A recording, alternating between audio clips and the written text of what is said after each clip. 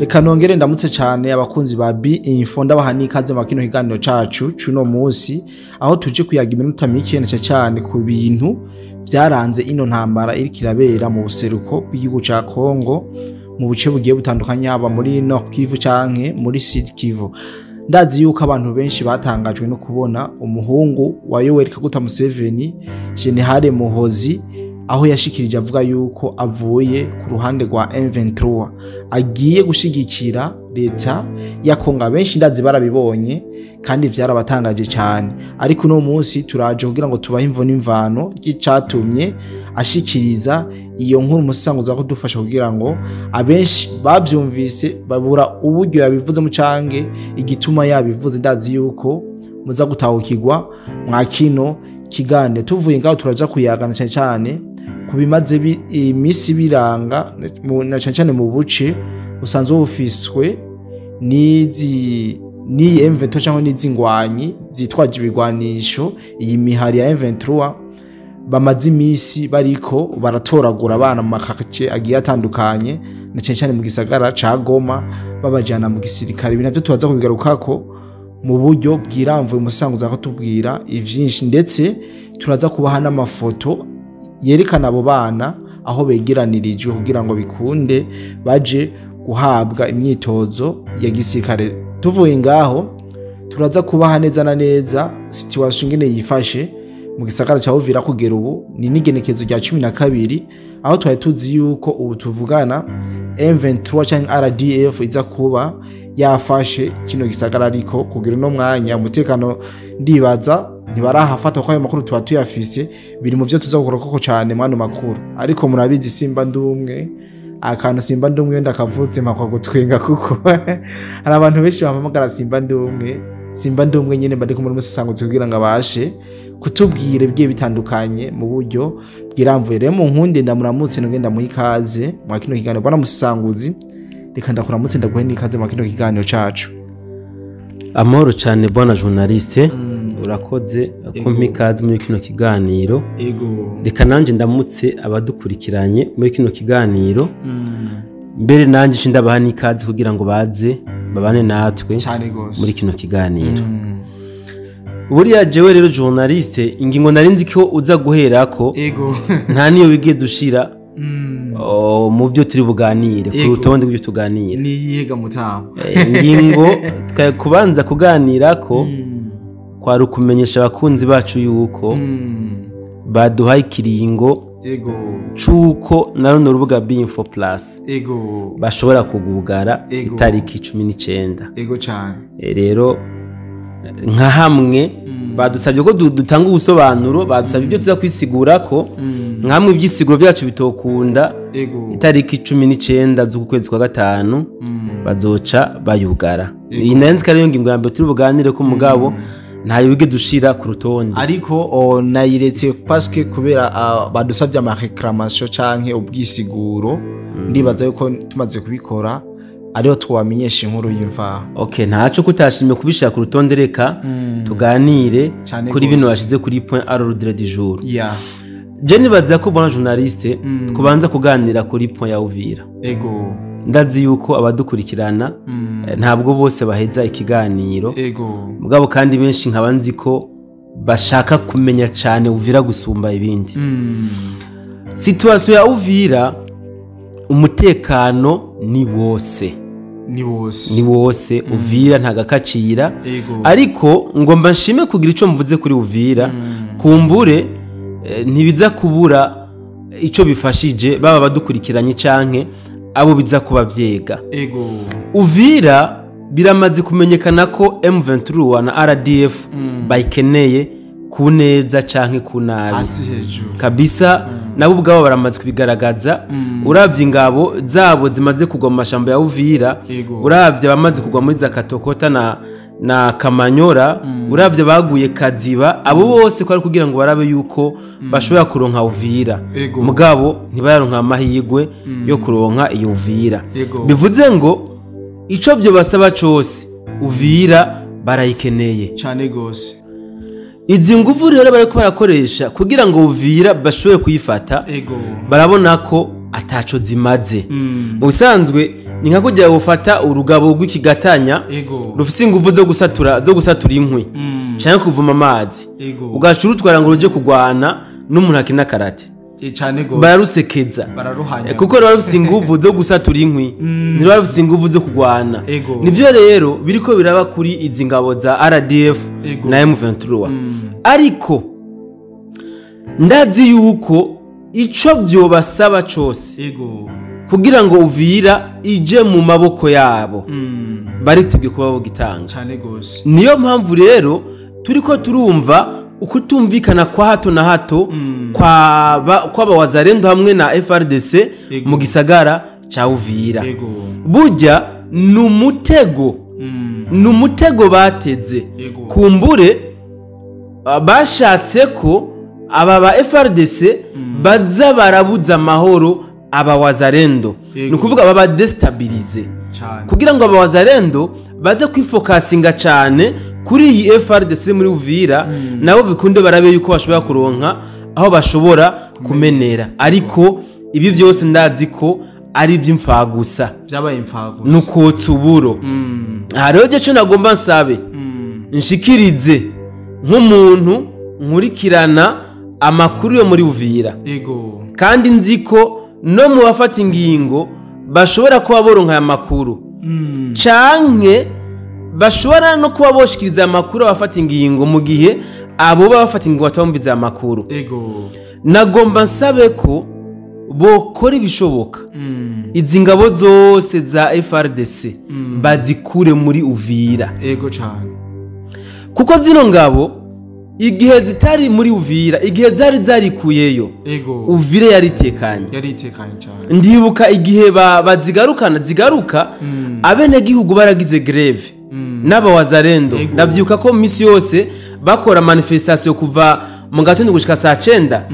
aho nako bari bazanye umukomanda nibatari mu general yarasanzwe arongoye agace ka Karuvungi bari bamuzanye muri Uvira baca bagira greve bavuze bati tuzova mu ibarabara ari uko uyu mu general mwamudukuyeko kandi baramukuyeho abene gihugu babona gusubira mu bikorwa byabo rero ndasaba sinsabye ngo abene gihugu bagumuke oya je singumura abantu ahubwo nsaba abajeje gufata ingingo iyi FRDC iriko iradestabiliza iriko irateza umutekano muke uruhagarara muri Uvira yose ni bayikureyo bayikure muri Uvira Uvira isigarane aba wazalendo n'aba FDNB abo barahagije kugira ngo bacunge umutekano wa Uvira kukaba nkako igihe FRDC yabatera Kagere nibo basigaranye Uvira kandi yaritekanye ntagakacira rero biragaragara yuko uyu muzo aho bagarukiye niho hatangiye kuboneka ubudumbidumbi ubu novuga uguhungabanya bene gihugu nubwo aba wazalendo baguje umutekano bona journaliste nagomera kumenyesha ko Uvira nturengana kilometero utashitse kuri barriere niko hameze nukuvuga bashize ama barriere hapa na hapa aba wazalendo baragerageje kabisa kugwiza kuranforsa umutekano w'igisagara cha Uvira kandi kivrema ndakibashimiye bakoze ikintu gihambaye cyane mugabo nkamwe no kumva ko bakuye na FRDC muri Uvira iyiriko irateza uruhagarara ituma abantu barara ntibuca ngo M23 iradushikamo niki niba bakureho iki naco zwaye ikintu gishimishije cyane gose bona journaliste nibaza ko iyi point nitwete bako usibye ko nagomba mbwire ama special force yuko ari fake na ya fake niyo bavyivugiye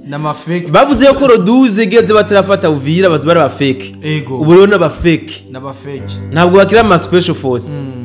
ni fake force kabisa sinzosubira kwita aba special force niyo bavyivugiye Uvira yabananiye imisi batanze biranse cyane gose ku ncuro igira kane bari bihaye ko roduze baza bafise overa mu kiganza ariho bayikontorora mugabo ntibaranayirunguruka apana kuvuga ngo basi bagiye hejuru barayibonye ngo ndakibona sindagifata barayibona ku jisho ntibarayibona barayumva gusa yuko ari gisagara cegereye Tanganyika hari abawazarendo benshi n'aba FDNB hari mikeke niki nivyo bumva ntibarabibona so iyo operation tubite ko yabananiye kandi ntituzosubira kwitakaza ku mwanya ngo tuko tuyivuga ku iki tuzosubira kuvuga kuri Uvira ruko habonetse ibindi bishasha cyane gose ari ugutanga umuco twari twagerageje kuwutanga reka rero bona journaliste twinjire kuri Muhozi General Muhozi General Muhozi abantu bamufata ugutandukanya kandi nawe yiyerekana ugutandukanya hari igihe wamenga nikirumira habiri rimwe ukaza wumva ngo nzomesa bakanaka muri Kongo ubundi ngo bakanaka ndabashigikiye aheruka kwandika ku rubuga rwe rwa X amajambo yatangaje abantu cyane aho yavuze ko azoshigikira President Tshisekedi mbere anamwita grand frère mukuru wanje aya n'amajambo abantu bafashe nkaho ari ugucokoza yuko iba yavuze novuga byagahemo canke iki ariko ngomba ndabaho kuri kwatumye Muhozi avuga amajambo nukuri mazi imisi ndiko ndarondeza impamvu Muhozi yaramaze igihe ariko atunga agatoki yifatira mu gahanga abakongomani abarongozi b'igihugu ca Kongo abagenerale wanashakara abanamusumbya ni pete abanamusumbya na anciennete mu gisirikare abatunga agatoki ngo nzobafata n'amaboko ndababohe mugabo uyu munsi akaba ari kavuga ngo mukuru wanje President Felix Tshisekedi nzogufasha nzokugwa inyuma aya n'amajambo yatangaje abantu benshi icamutumye avuga amajambo ngiki ntabwo tujya dutebya abantu mu majambo twe tududurirako President Muhozi n'abatware murantunga umuhungu wa President Museveni uyu General Muhozi akaba n'umugabisha w'ingabo mu gihugu ca Uganda bari bamaze igihe kitari gito baja mu makartie atandukanye y'igihugu c'Ubuganda begeranye ugwaruka barutwara kuja kugwana muri Kongo bakaruha umuhari M23 nuko bakabatoza igihe gito hama bakaja kugwana ibi twarabisemera incuro nyinshi ariko rero bari bageze nuvuga ku isimbo y'inuma aho bari basigaye baja mu bigo by'imfuvyi bireze imfuvyi bagafata abana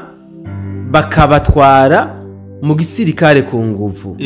ibiro byarababaje nuvuga amashirahamwe mpuzamakungu atandukanye asanzwe akorera mu gihugu c'Ubuganda ibi ndavuga ishirahamwe rimwe Human Rights Watch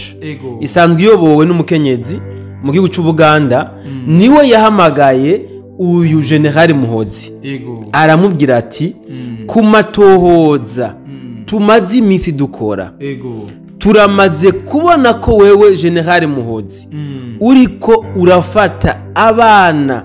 batarakwiza imyaka 18 aba under 18 no kuvuga aba mineur ukabinjiza igisirikare ku nguvu ugacubarungikira umuhari usanzwe uri kuragwanya leta ya Kongo witwa M23 ibi rero ntituvyihanganira nka Human Rights Watch tugomba tugutangire raporo nawe ufatigwa ibihano nk'abandi bon journaliste Human Rights Watch imaze kubibwira Muhozi nuko bari bafise ivyemezo sindamusiga yuko iki gikorwa ariko kiriko kirakorwa mu gihugu c'Ubuganda novuga ko abaganda mu igice gitoya barabohowe barafashijwe abatari bwahuriwe n'umwaku ngo babafate babatware ku rugamba nuvuga ko bafashijwe mu gihugu cy'u Rwanda baracatwara abaminere atacamira muri Kongo tubaza kubigaruka ko muri Kongo so Muhozi rero amaze kumva yuko vyamenyekanye yaciye akora ico mu Kirundi twita kuzimya inzehe aca yandika ku rubuga rwe rwa X ati grand frère President Felix Tshisekedi jewe nzogufasha iyi niyo mpamvu imwe yatumye uyu muhungu wa Museveni yandika buriya butumwa so umuntu ashobora kwibaza ati rero none kuba yaranditse bujya butumwa canke kuba Human Rights Watch yaramubwiye yuko imaze kubona ifise n'ivyemezo yuko ariko aratwara abana aba under 18 ku rugamba ibi vyatumye Muhozi aca hagarika iyi ngendo igayitse iki kibazo nzoza kucishura mu kiganiro kiri imbere kubera ko ndagifise ko byinshi cyane gose ndagifise ko byinshi nzokivuga ko mu kiganiro kiri imbere nerekana ingene Muhozi muri uyu mwanya nerekane position afise ku bijanye n'iyi ntambara iriko iraba muri Kongo nimba réellement ari ku ruhande rwa M23 canke yaravuyeyo ibi vuba cyane ndaza ndabibahereze bwana journaliste wavuze yuko kuva samedi mu gihugu ca Kongo bariko barakora novuga bariko baregeranya urwaruka cyane byagaragaye mu gisagara ca Goma aho bariko baregeranya urwaruka amafoto yabonekanye ku mbuga ngurukanabumenyi zitandukanye babatwara mu kibanza kitaramenyekana mbere bamwe mu bari aho bariko barabafatira babegeranya bumva ko bamwe bababaza ati abaciye mu gisirikare muje ku ruhande rwanyu abandi muje ku rundi ruhande abakobwa nabo bakababwira bati namwe muje hajya hari ibyo tugiye kubabaza twumve yuko abagabo banyu canke basaza banyu boba ari aba RD na kopruto aba wazano canke aba FRDC bona journaliste kuva samedi bagitangura kubafata iki kintu narakivuze ko naragitangiye umuco uhagije ariko nubu ngomba nsubire ndakivugeko biriko biranugwanugwa yuko leta y'u Rwanda igomba gukura ingabo zaho zose ku butaka bwa Kongo ibi biriko biranugwanugwa usibye ko atavyemezo namba bihari kuko leta ya Kongo mu itangazo yasohoye uyu munsi yerekanye yuko iyi RDF ikomeje gufasha M23 mu kigarura buce butandukanye irerekana yuko kandi iyi RDF ariyo iri yaratete yibarabara bariko barakora rizobafasha kuguma batwara ubutare bwa Kongo rero kuvuga yuko bagomba kuvana ingabo ku butaka bwa Kongo zose nta vyemezo namba biragaragara nanje ntavyo ndabifitiye usibye ko gusaba makuru ndayafise kubona rero aba M23 bariko begeranya urwaruka ndavuga gose usibye gusuba umugaye abandi bose kuva samedi bariko barabegeranya quartier kuri quartier kandi bagatwarwa mu bibanza gushika ubitaramenyekana bwana journaliste aba ntibiyumvire gauche droite aba ntibagiye kwicwa oya vraiment ntibagiye kwicwa oya ntibagiye no gufungwa aba bagiye guhabwa imyimenyerezo ya gisirikare ibi ntimuvyumvire gauche droite aba bagiye guhabwa imyimenyerezo ya gisirikare kugira ngo RDF iramutse kwingabo zayo muri Kongo M23 izoronke abasigarana ibirindiro iyi niyo target ihari kugira bagwize igisirikare bagwize igitigiri c'ingabo bafise M23 ahantu camenyesha abadukurikiranye yuko ubu tuvugana hariho ukutumvikana hagati y'abarongozi ba M23 hamwe na RDF ukutumvikana kuramaze kugaragara hagati y'aba bantu babiri abarongozi ba M23 na RDF nta wamenya nimba ari Imana igomba kubayoberanya indimi nta wamenya ariko ukutumvikana hagati yabo kurahari, ndacabitohoza neza, ndacabyiga ko neza kugira ngo nze ndabashikirize imvo n'imvano y'uku kutumvikana kw'abarongozi ba M23 hamwe na RDF mu minsi iri imbere vuba cyane. Ndabasuka mu kino kiganiro kabisa. Asante sana bwana Musanguzi, twayaze vyinshi, tubwiye vyinshi, dukoze n'umwanya munini. Abantu bacu nabwo baje bakunda no mwanya, ariko amakuru yo kubabwira ari menshi. Rero ndangize ndagushimira cyane kwa kino kiganiro. Yes, urakoze cyane bwana journaliste, kandi ndagushimiye, nizere yuko dushobora kongera canke tuzogusubira ku munsi wejo, birashoboka. Ego, kanje ndagushimiye cyane bwana Musanguzi, zishimira nawe wese twabanye mu kino kiganiro. Nizera yuko ukomeza gushikirwa aho uri hose, ibiganiro vyiza tugomba tubaha bitohoje neza. Ndagutumirira no kubana natwe mu bindi biganiro. Bye bye.